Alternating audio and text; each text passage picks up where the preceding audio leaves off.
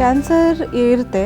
So ಇವಾಗ diagnosis ಮಾಡ್ತೀವಿ. Mostly cancer ನಾವು ಯೂಶ್ವಲಿ ಏಜ್ ಗ್ರೂಪ್ ನೋಡೋದು ಬೈ ಮೋಡಲ್ ಏಜ್ ಗ್ರೂಪ್. ಒಂದು ಅರ್ಲೀಸಲ್ಲಿ 30-35 ಇಯರ್ಸಲ್ಲಿ ನೋಡ್ತೀವಿ, ಇಲ್ಲ ಅಂದರೆ 60-70ಸಲ್ಲಿ ನೋಡ್ತೀವಿ.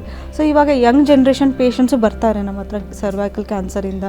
ಇನ್ ಕೇಸ್ ಅದು ಪ್ರೀ ಇನ್ವೇಸಿವ್ ಲೀಷನ್ ಇತ್ತು, ಇನ್ನೂ ಕ್ಯಾನ್ಸರ್ ಆಗಿಲ್ಲ, ಬಟ್ ಕ್ಯಾನ್ಸರ್ ಆಗೋ ಸ್ಟೇಜಲ್ಲಿ ಇನ್ನೂ ಇತ್ತು ಅಂದರೆ ಪ್ರೀ ಕ್ಯಾನ್ಸರ್ ಸ್ಟೇಜಸ್ ಇತ್ತು ಅಂದರೆ ಅದು minimum treatment, minimal invasive laser therapy ಥರ, ಲೀಪ್ ಥೆರಪಿ ಅಂತ ಹೇಳ್ತೀವಿ. ಲಾರ್ಜ್ ಎಕ್ಸಿಷನ್ ಆಫ್ ಟ್ರಾನ್ಸ್ಫಾರ್ಮೇಷನ್ ಝೋನು, ಆ ಪಾರ್ಟ್ ಆಫ್ ಸರ್ವಿಕ್ಸ್ನ ನಾವು ಸ್ಕ್ರೇಪ್ ಮಾಡಿ ತೆಗೆದುಬಿಡ್ತೀವಿ, ಅದೊಂದಿರುತ್ತೆ.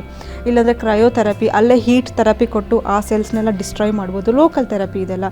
ಸೊ ಇದರಿಂದ ಏನಾಗುತ್ತೆ, ಅದು ಲೋಕಲ್ ಪ್ರೀ ಇನ್ವೇಸಿವ್ ಡಿಸೀಸು ಅಲ್ಲೇ ಡಿಸ್ಟ್ರಾಯ್ ಆಗಿಬಿಡುತ್ತೆ. ಇಲ್ಲಾಂದರೆ ಕೋನೈಸೇಷನ್ ಅಂತ cervix part of small part of cervix ತೆಗಿತೀವಿ. ಸೊ ಈಗ ಏನಾಗುತ್ತೆ, ನಾವು ಅದು ಪಾರ್ಟ್ ತೆಗೆದುಬಿಟ್ರೆ ಅಥವಾ ಹೀಟ್ ಥೆರಪಿಯಿಂದ ಡಿಸ್ಟ್ರಾಯ್ ಮಾಡಿದರೆ ಅದು ಮುಂದೆ ಕ್ಯಾನ್ಸರ್ ಆಗೋ ಚಾನ್ಸಸ್ಸು ಕಮ್ಮಿ ಆಗುತ್ತೆ.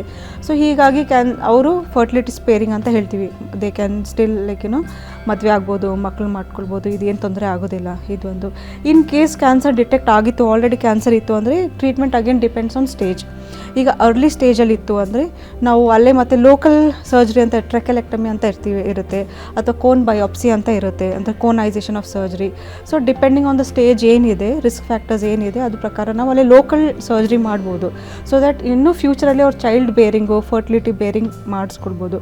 ಇಲ್ಲಾಂದರೆ ಇನ್ ಕೇಸ್ ಸ್ಟೇಜ್ 3 ತನಕನೂ ಹೋಯಿತು, ಸ್ಟೇಜ್ 2 ಅಂತ ಇತ್ತು, ಡಿಸೀಸ್ ಸ್ವಲ್ಪ ಜಾಸ್ತಿ ಇತ್ತು ಅಂದರೆ ಇವಾಗ ಕೀಮೋ ಕೊಡ್ಬೋದು. ಕೀಮೋ ಕೊಟ್ಟು ನೋಡಿಕೊಂಡು ಡಿಸೀಸ್ ಕಮ್ಮಿ ಆಗುತ್ತಾ ಎಲ್ಲ ನೋಡಿಕೊಂಡು ಅದ್ರ ಪ್ರಕಾರ ಡಿಸೀಸ್ ಕಮ್ಮಿ ಆದರೆ ಮತ್ತೆ ಅಲ್ಲೇ ಲೋಕಲ್ ಸರ್ಜರಿ ಮಾಡಿಕೊಂಡು ಪ್ರಿಸರ್ವ್ ಮಾಡ್ಬೋದು, ಟ್ರೈ ಮಾಡ್ಬೋದು. ಈ ಥರ ಎಲ್ಲ ಸ್ವಲ್ಪ ಅಡ್ವಾನ್ಸ್ ಟೆಕ್ನಿಕ್ಸ್ ಇದೆ. ಇನ್ ಕೇಸ್ ತುಂಬಾ ಅಡ್ವಾನ್ಸ್ ಆಗಿತ್ತು ಅಂದರೆ ಡೆಫಿನೆಟ್ಲಿ ನಾವು ಫರ್ಟಿಲಿಟಿ ಪ್ರಿಸರ್ವ್ ಮಾಡೋಕ್ಕಾಗಲ್ಲ. So radical surgery ಮಾಡಲೇಬೇಕಾಗುತ್ತೆ.